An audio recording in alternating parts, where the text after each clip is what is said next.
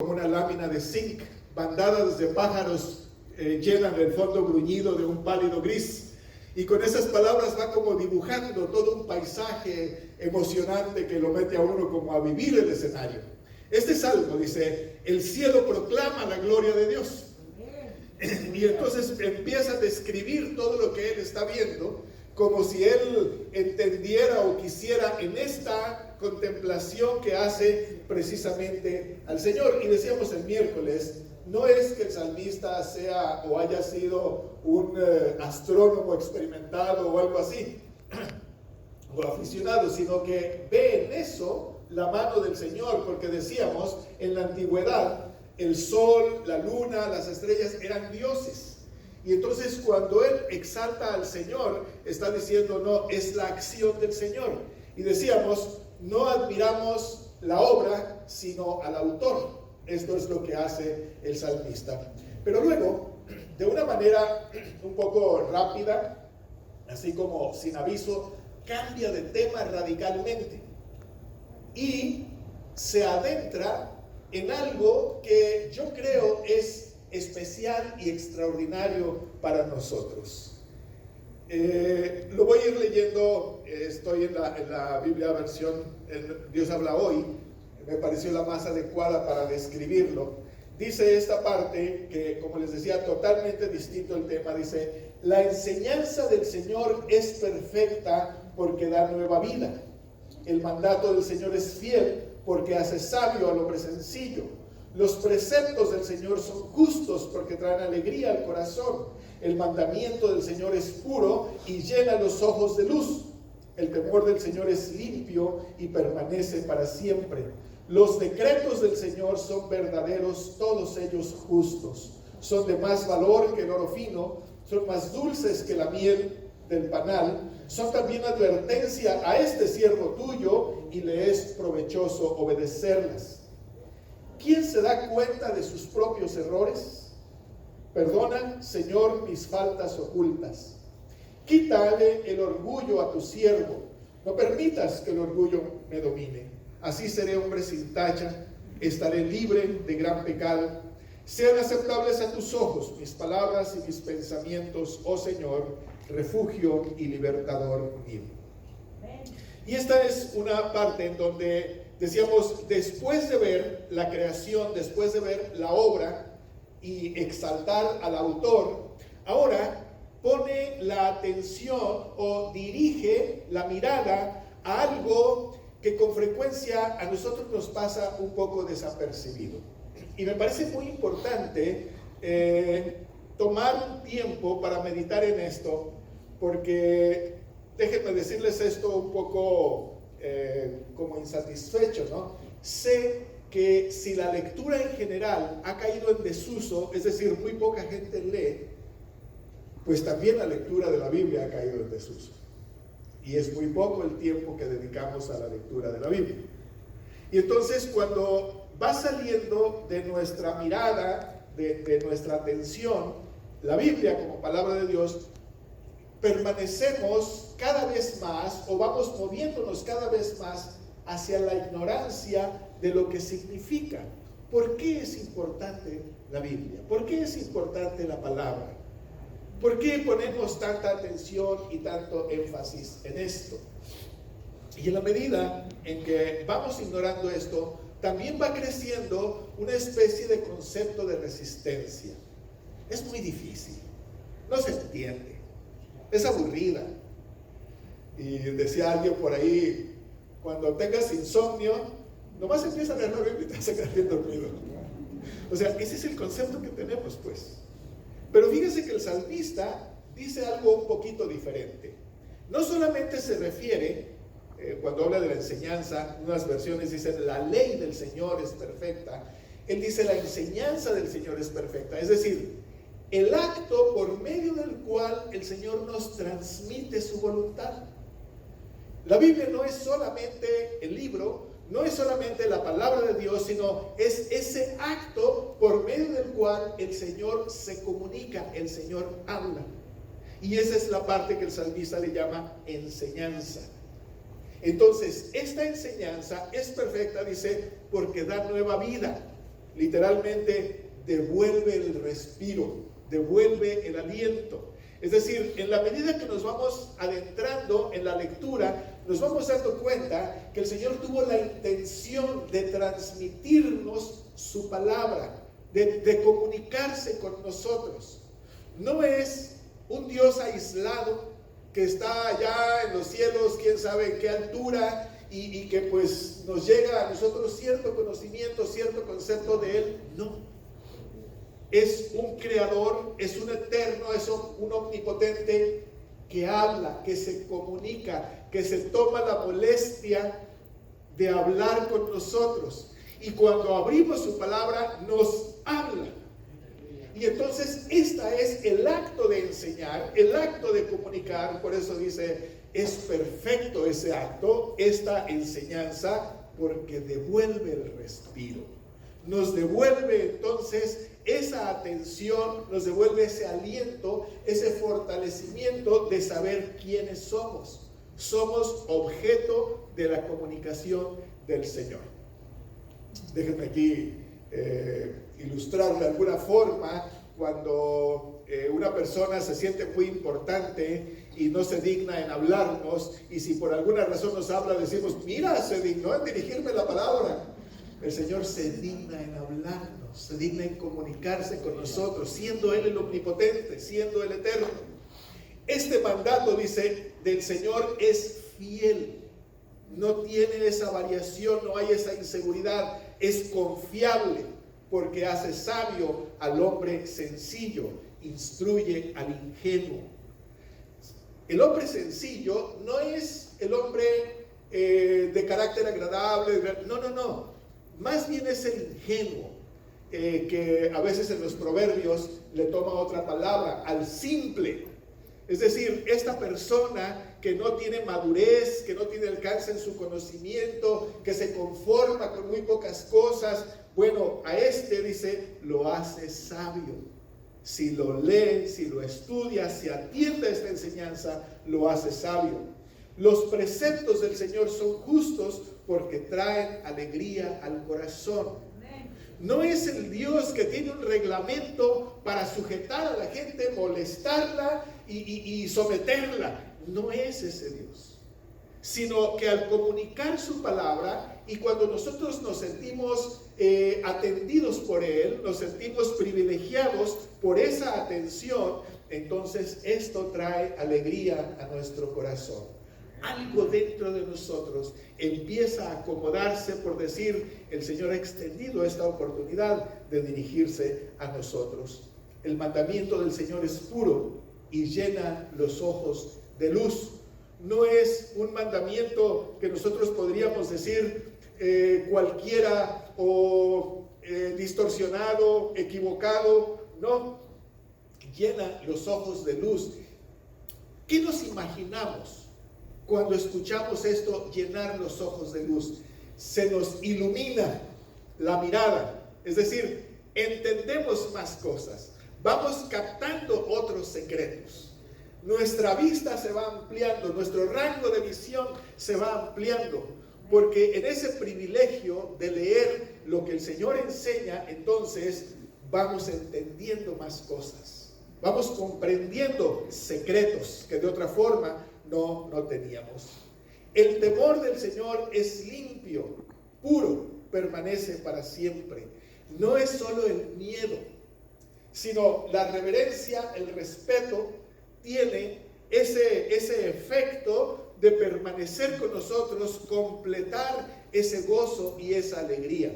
Como si el salmista dijera, qué privilegio es respetar al Señor, qué privilegio es darle ese lugar que tiene en nuestra vida.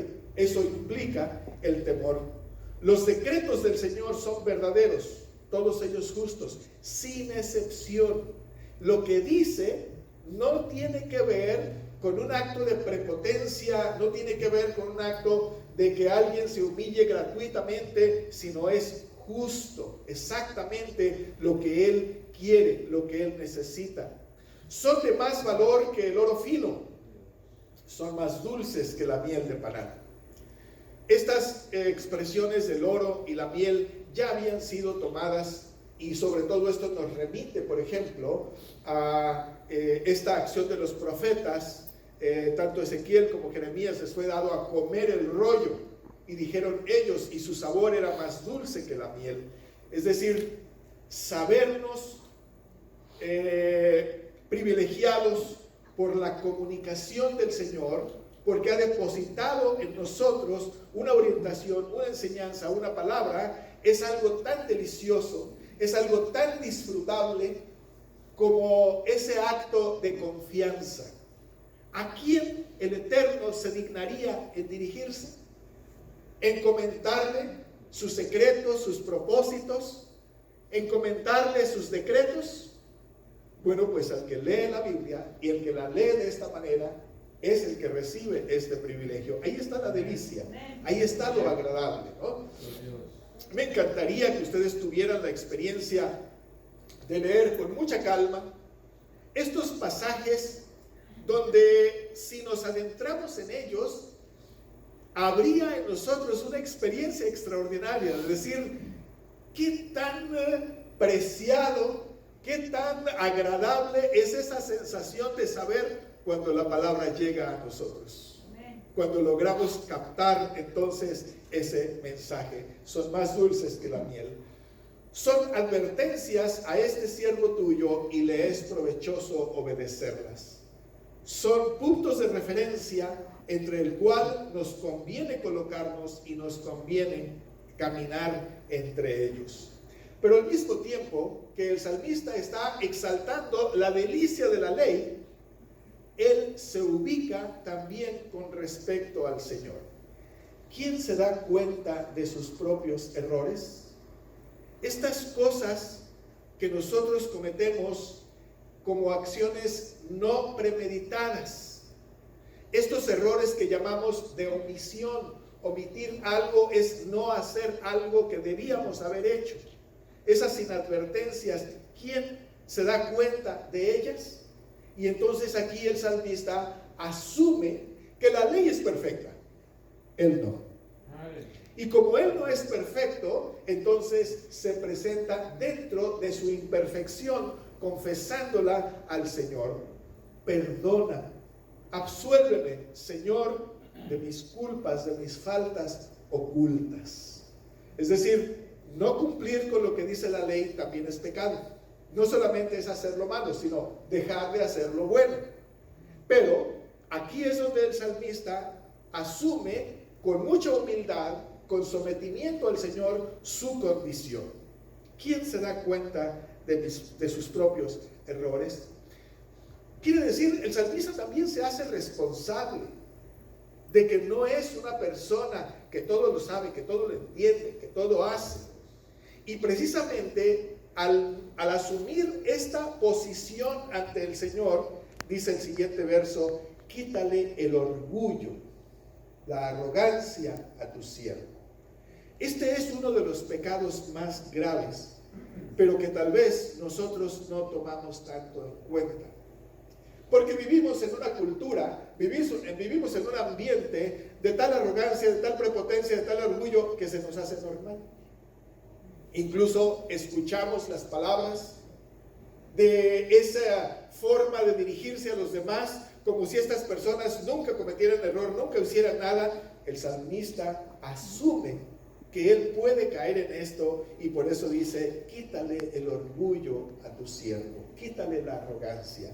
Es decir, si esto es lo que más te molesta, si esto es un pecado que ofende, entonces, por favor, quítame esto. ¿Cómo es esa tendencia al orgullo, a la arrogancia, a creer que las cosas deben de ser como nosotros decimos, a creer que el error es de los demás, nunca es nuestro, a creer que todos son culpables menos nosotros?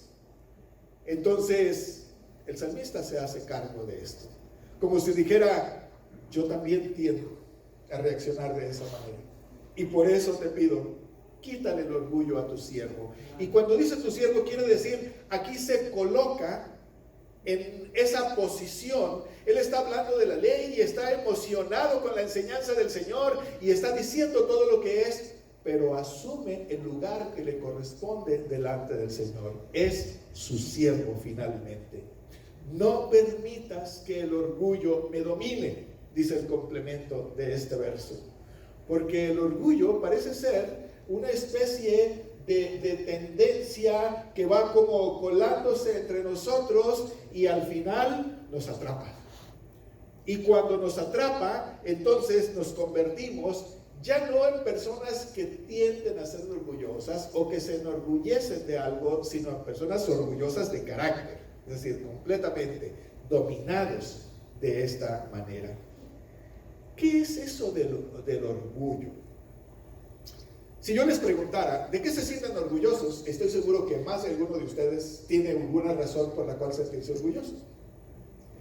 ¿Por qué? Es parte de nuestra naturaleza. Y a veces lo presumimos. Y nos gusta hacer aquello que sabemos que es así como nuestro fuerte, ¿no? Y nos hace sentir de tal manera satisfechos, pero el orgullo tiene que ver con algo que nos hace sentir superiores a los que no tienen esto. Y esa es una tendencia humana. Por eso el salmista tiene que aclarar, acotar con cuidado: no permitas que el orgullo me domine. Así, o sea, si lo haces, entonces seré un hombre sin tacha, íntegro.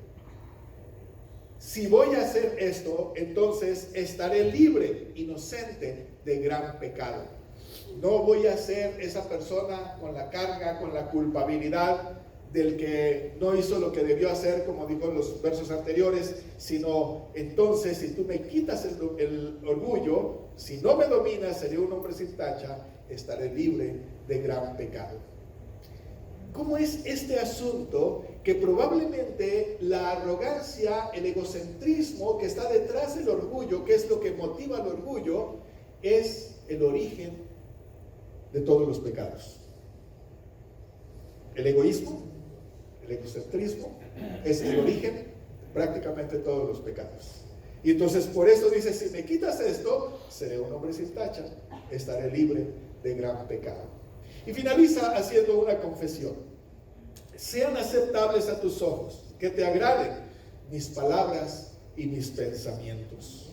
Acepta mi meditación, oh Señor, y luego coloca al Señor en ese lugar, tanto en una posición que tenía que ver con un acomodo, por decirlo de alguna forma, una figura que era de confianza: oh Señor, refugio, roca mía y libertador, redentor mío. Esta era todo una figura institucional en su tiempo. Refugio, roca mía y libertador, redentor mío. El redentor era aquella persona que liberaba a otro de conflicto, de deudas, de compromisos, y al liberarlo de esto se convertía en ese redentor. Y entonces el salmista le dice al Señor: tú, Señor, eres mi refugio, mi roca y mi libertador. De esta manera, en este salmo, el salmista concluye este pensamiento que, si lo vemos nosotros, tiene un itinerario, un recorrido muy, muy grande. Ciertamente es maravilloso pensar en la obra del Señor. Ciertamente es increíble contemplar la naturaleza y extasiarnos con eso. Pero él va al punto del autor de esta obra, como decíamos, y luego va describiendo quién es él.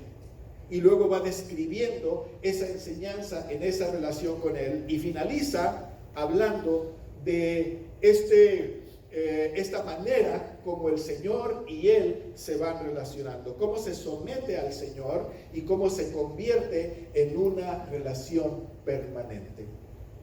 ¿Cuál es la razón por la cual yo he querido compartir con ustedes esta meditación? Les decía, si algo nos hace falta y mucha falta es la lectura, pero no solamente esa lectura que recorre las letras o las palabras, sino la meditación profunda en la palabra del Señor, que finalmente es su voluntad. ¿Qué pasa si nosotros no sabemos esto? Entonces fíjense que esto es interesante, porque cada uno se va orientando de acuerdo a su propio criterio, de acuerdo a su propio pensamiento. Al grado de que en muchas ocasiones nosotros decimos que la Biblia dice cosas que no dice, pero es popular. No sé cuántos de ustedes han escuchado expresiones como: la Biblia dice ayúdate que yo te ayudaré. Pues no lo van a encontrar en ningún lado. ¿Sí? ¿Por qué? Porque es esa especie de pensamiento popular que se va filtrando entre nosotros y nos llega a hacer pensar de esa manera. ¿Por qué? Porque no tenemos el hábito de realizar esto. Entonces, este es solo un ejemplo muy simple para decirles: esto no es muy importante, sino que lo importante es cuando nosotros llegamos a hacer o a decir o a convertir nuestro estilo de vida de una manera que no es lo que nosotros decimos profesar como fe. ¿Cuántas veces nosotros nos confesamos como cristianos, pero nos permitimos, como decimos por ahí, una cantidad de actitudes y de cosas que no tienen que ver con esto? Pero según nosotros estamos siendo muy obedientes, muy sometidos, estamos satisfechos, por decirlo de alguna forma. Al grado de que llega a haber prácticas que, bueno, si alguien ha leído la Biblia y si alguien ha meditado en esto, va a decir: eso no es algo que caracterice a los creyentes, ¿verdad? Eso no tiene que ver con la fe en el Señor, eso no tiene que ver con una vida sometida al Señor. Pero para quien no lo ha leído, es una persona muy ingenua. Y como dicen por ahí, hay ingenuos y hay cínicos. El ingenuo cree en todo, el cínico no cree en nada, ¿verdad? El problema para nosotros es que hay una cantidad de cristianos ingenuos que creen las cosas así como las dicen, pero no se percatan de qué es lo que dice la palabra de Dios. Y si hay una necesidad últimamente de esto, es precisamente de profundizar en la palabra. Y no hacer caso a tantos personas influyentes, youtubers o estrellas de las redes, ¿verdad? Que llegan a motivar de tal manera que llegan a ser de inspiración para la vida de mucha gente. Sean cristianos o no, sean predicadores o no. Fíjense cuál es la necesidad de conocer la palabra del Señor, que aún el apóstol San Pablo llegó a atreverse a decir a la iglesia: si yo les predicara un evangelio diferente al que conocen, al que saben, entonces yo caigo bajo maldición. ¿Cómo decirles? A ver, hermanos, si ustedes ven que yo estoy predicando algo que no sea la palabra de Dios, inmediatamente llámenme la atención. Sí, pero ¿qué quiere decir eso? Que ustedes tienen que leer y tienen que conocer la palabra de Dios, si no, ¿cómo van a llamar la atención? ¿Sí me explico? Esa es la responsabilidad que tenemos. Porque si no, es muy fácil guiarnos por esas influencias. ¡Ay, es que esta persona es tan inspirada, habla tan bonito! El problema no es ser tan inspirado ni hablar bonito. Podemos hablar lo que dice la palabra de Dios. Y entonces esta meditación tiene como propósito animarlos a adentrarnos y a disfrutar la lectura, a que ustedes empiecen por el libro que les guste, que les agrade, pero profundicen la lectura y vamos avanzando con esto. Pensar en la palabra de Dios es pensar en la enseñanza, de tal forma que nosotros vayamos entonces creciendo en esto y bien afirmados. Es muy fácil desviarnos, es muy fácil decir una cosa por otra, pero la iglesia actúa entonces como el cuerpo bien coordinado, como el cuerpo bien afinado, que si hay alguien que tiende a irse de un lado, el resto le dice: no, hazte para acá, no vayas hasta allá, no es tan conveniente. Y es una responsabilidad que tenemos unos con otros. No es el propósito entonces que nos miremos y pase lo que pase, entonces él allá y su responsabilidad, allá él lo verá con Dios. No, también hay una responsabilidad de nosotros, y es aprender a acompañarnos, aprender a guiarnos, aprender a hacer todo esto. ¿Qué pasaría si alguno de ustedes descubre en esta meditación pues que no ha puesto en práctica la lectura de la palabra, que se descubre descuidado en esto. Bueno, yo le diría, ¿por qué no actuamos como el salmista? Y le decimos al Señor, perdona mis faltas ocultas. Yo creí que esto no era tan importante, pero me doy cuenta que es muy importante. Perdona esta omisión, esta inadvertencia. Y entonces, al contrario, quítale el orgullo, la arrogancia a tu siervo. No permitas que me domine.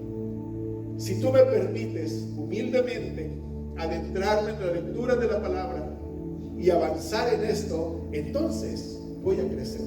Voy a llegar a ser un hombre sin tacha. Si usted descubre esa especie de resistencia que nos da abrir la Biblia y así como decir, pues ¿por dónde empiezo?